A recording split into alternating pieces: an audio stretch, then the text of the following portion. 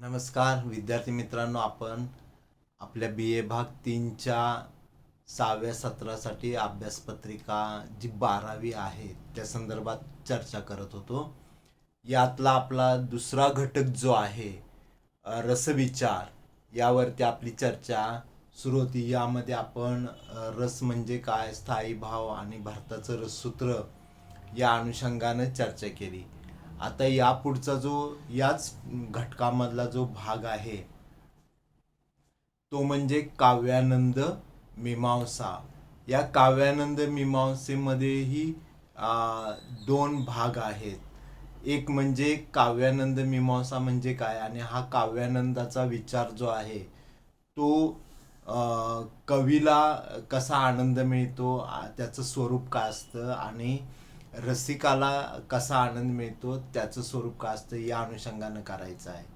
आणि त्यानंतर मग याच घटकामध्ये करुण रसानंद याचा आपल्याला स्वतंत्रपणे विचार करायचा आहे. तर काव्यानंद मीमांसा यात आपण जर पाहिलं तर लक्षात घ्या की आपण जे सत्र 5व्यामध्ये साहित्याचं प्रयोजन हे प्रकरण अभ्यासलं, त्यामध्ये जी साहित्याची प्रयोजनं सांगितली गेली, मग त्याच्यात पौर्वात्यांची होती, पाश्चात्यांची होती, आधुनिक मराठी विचारवंतांची प्रयोजनं होती. तर या प्रयोजनांचा विचार करताना जी पौर्वात्यांनी आपल्या भारतीय साहित्यशास्त्राने जी प्रयोजनं सांगितली, त्यामध्ये सुरुवातीला 4 पुरुषार्थ म्हणजे धर्म, अर्थ, काम आणि मोक्ष यांची प्राप्ती करून देणं म्हणजे साहित्याचं प्रयोजन हा हेतू असतो असं मानलं गेलं. त्यानंतर त्यात यश किंवा कीर्ती आणि प्रीती अशी प्रयोजनं पुढे सांगितली गेली. पण या प्रयोजन विचारामध्ये मम्मटांनी जो प्रयोजनाचा विचार मांडला तो सर्वाधिक महत्त्वाचा ठरला.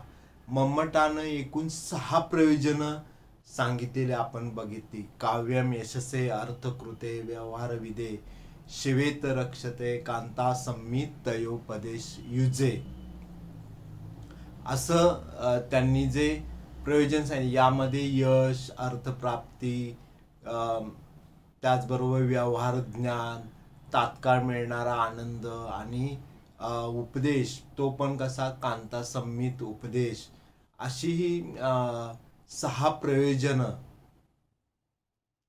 त्यांनी सांगितली. तर यामध्ये जे त्यानं साहित्यातून मिळणारा किंवा काव्यातून मिळणारा आनंद किंवा आल्हाद हे जे प्रयोजन सांगितलं, ते त्यानं सर्व प्रयोजन मौलीभूतम असं म्हटलेलं आहे. कारण हेच साहित्याचं सर्वश्रेष्ठ प्रयोजन म्हणून आजही मान्य केलं जातं. त्यामुळं काव्यानंदाच्या विचारामध्ये आनंद हे किंवा आल्हाद हे जे काव्याचं प्रयोजन आहे ते श्रेष्ठ असं मानलं गेलेलं आहे. काव्यापासून कवीला आणि रसिकाला दोघांना पण आनंद मिळतो. म्हणजे जो प्रयोजन विचार झालेला आहे त्याच्यात काही प्रयोजन ही लेखकाच्या अंगानं जातात, म्हणजे साहित्यिकाच्या अंगानं, त्याचा रसिकाला काही फायदा नसतो. म्हणजे यश मिळतं, पैसे अर्थप्राप्ती होते, कीर्ती मिळते, ती सगळी कुणाला? त्या साहित्यिकाला, कवीला, लेखकाला मिळते. रसिकाला काय ते मिळतं? काहीच नाही. तर म्हणून काही प्रयोजन ही साहित्यिकाच्या अंगाने जातात, तर काही प्रयोजन ही रसिकाच्या अंगाने येतात.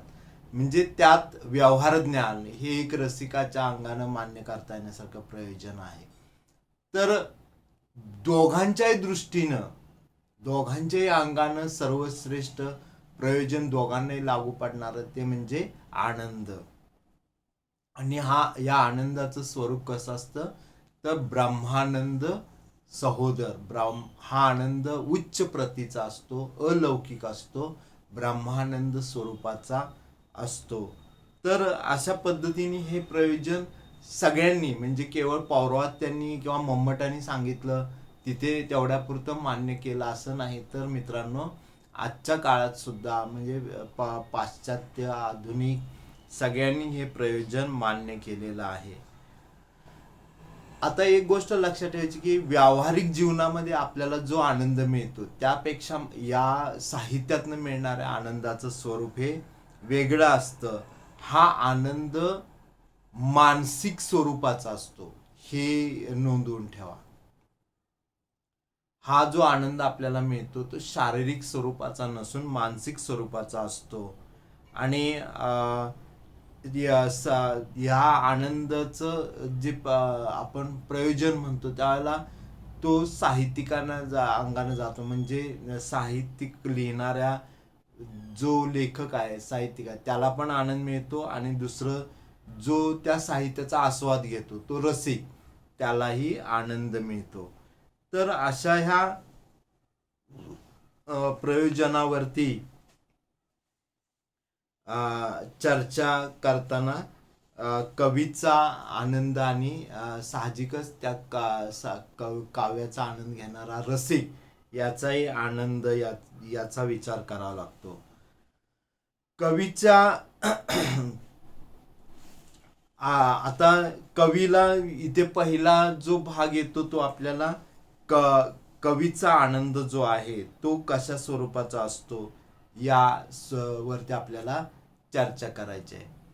तर कवीचा आनंदाचा विचार करताना त्या आनंदाचं स्वरूप आणि कारण म्हणजे त्याला कोणत्या कारणाने हा आनंद मिळतो त्याचाही विचार करावा लागतो.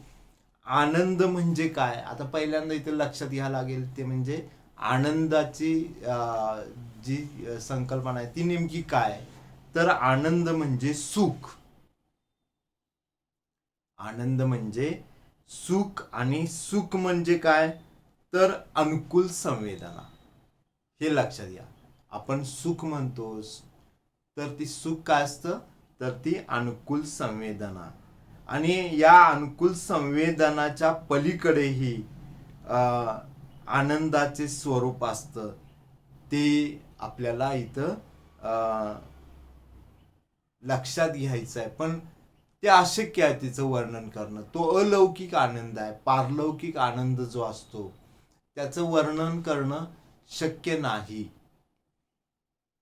काव्यरचना करीत असताना कवीला स्वतःचे भान राहत नसते. आजूबाजूची जी परिस्थिती आहे त्याचंही भान लेखकाला नसतं. त्याची एक आपल्या ती जी निर्मिती करतो तो साहित्य कृतीची त्यावेळेला त्याची जी अवस्था असते ती तादात्म्याची असते. तो एकदम तल्लीन झालेला असतो, एकरूप झालेला असतो, जणू काही समाधी लागल्यासारखी त्याची अवस्था असते. आणि मग काय होतं या अवस्थेत तो ती कलाकृती तयार करतो आणि त्यातनं त्याला आनंद मिळतो. आता हे काय झाली आनंदाची लक्षणं झाली. आनंद कसा मिळत असतो, प्रत्यक्ष आनंद कसा असतो हे वर्णन करून सांगता येत नाही. ते आपल्याला अनुभवानंच समजून घ्यायला लागतं. आणि मग काव्यरचना करून झाल्यानंतर कवीला समाधान मिळतं. आपण जे चांगलं कार्य आपल्या हातून घडलं त्याचं त्याला समाधान मिळतं. आपल्या हातून काही चांगलं कार्य घडलं, चांगली कलाकृती निर्माण झाली, या अशी त्याच्या मनात एक तृप्ततेची भावना तयार होते. त्याला वाटतं की बाबा मी एवढं कष्ट केलं, श्रम केले आणि माझ्या हातून असं चांगलं काहीतरी तयार झालं. आणि मग त्याला उत्साह वाटू लागतो. आणि काव्यरचना पूर्ण झाल्यावर जे अनुभव त्याला येतात ते प्रत्यक्ष काव्य रचत असताना होणाऱ्या आनंदाचं स्वरूप पाहताना आपल्याला लक्षात येतं. म्हणजे त्यानं जे अनुभव घेतलेले असतात ते तो अनुभव मांडत असतो. आपल्या हातनं काहीतरी चांगलं निर्माण झालं ही जी भावना आहे, ती भावना इथं समजून घेणं आपल्याला महत्वाचं आहे. पण त्या अवस्थेचे केवळ वर्णन करण्यापलीकडं काही सांगता येणे शक्य नसते. फक्त आपण म्हणू शकतो की ह्या कवीच्या हातून चांगली कलाकृती निर्माण, त्याचं त्याला समाधान मिळतं, त्याला सुख मिळतं, हाच त्याचा काय आनंद. तर ह्या आनंदाचं नेमकं स्वरूप उलगडून दाखवणं अशक्य अशी गोष्ट आहे. तरी सुद्धा कवीला होणारा जो आनंद आहे तो कोणत्या स्वरूपाचा असतो याविषयी विविध प्रकारे चर्चा केली गेलेली आहे. आणि त्यातून कवीच्या आनंदाचं स्वरूप जे आहे ते उलगडून दाखवण्याचा प्रयत्न झालेलाही आपल्याला दिसतो. आता काव्यानंद घेत असताना म्हणजे आपण एखादी कथा वाचली, कादंबरी वाचली, तर ते कादंबरीतला आशय समजून घेतल्यानंतर रसिकाला आनंद होतो, त्याला एक समाधान मिळतं. तसंच त्या कलाकृतीचा जो लेखक आहे त्यालाही आपल्या हातनं काहीतरी चांगलं कलाकृती निर्माण झाली याचा आनंद होत असतो. ती त्याची स्वतःची निर्मिती असते आणि त्यानं घेतलेले जे अनुभव आहेत ते अनुभव तो त्यामध्ये मांडत असतो. आणि ही एक आपले अनुभव दुसऱ्यापर्यंत पोहोचवण्याची एक स्वाभाविक अशी प्रवृत्ती सगळ्यांमध्ये असते. आणि ती लेखक त्या अनुभवांची एक सौंदर्यपूर्ण मांडणी करून रसिकापुढे मांडतो. आणि हे सगळं करत असताना ही पूर्ती झाली म्हणजे त्याची जी लेखन पूर्ती आहे ती झाल्यानंतरचं जे समाधान आहे तोच त्याचा काय आनंद आपण म्हणू शकतो. तर असं हा जो पहिला आपला जो प्रश्न आहे, काव्यानंद म्हणजे काय.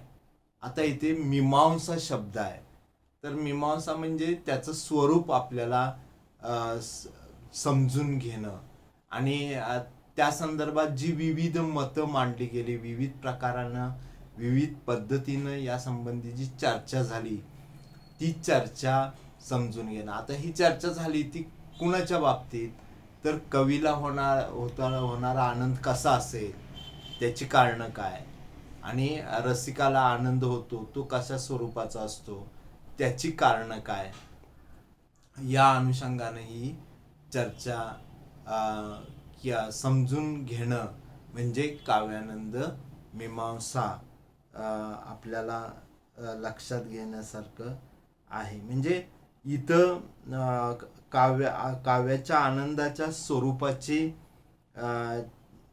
चर्चा जी आहे ती महत्वाची आहे. म्हणजे काव्यानंदाचा मीमांसेत कवीचा आणि रसिकाचा जो आनंद आहे त्याचा विचार इथं आहे. म्हणजे त्याच्या कसं कार्य घडतं आणि कोणती कारणं असतात याचा विचार आपल्याला करावा लागतो.